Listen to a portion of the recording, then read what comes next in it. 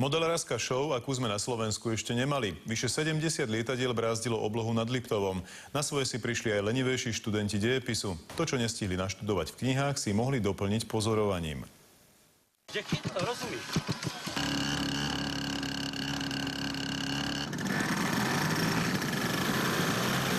Vidieť lietať takýchto obrov na Slovensku zvyknutí nie sme. Vo vzduchu by si ich určite nejeden z nás pomýlil so zajstnými lietadlami.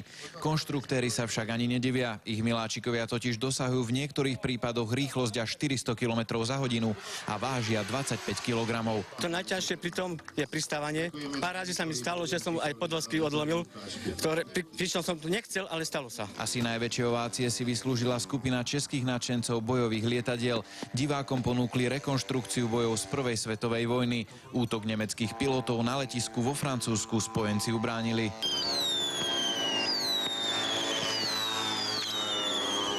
Oproti bojům, které probíhaly na té západní frontě, můžu říct, že tady u nás nedojde k žádným ztrátám na životech. Okrem Slovákov a Čechov si prišli svoje lietadlá prevetrať aj ďalší. Z Rakúska, z Nemecka prislúbili účasť aj priatelia z Polska. Tak ako profesionálny pilot som sa dlhé roky zúčastňoval takýchto súťaží modelárskych ako divák a musím konštatovať, že tu je to naozaj na svetovej úrovni. Program pokračuje ďalšími ukážkami až do zajtrajšieho večera. Jakub Bubeník, televízia Markíza.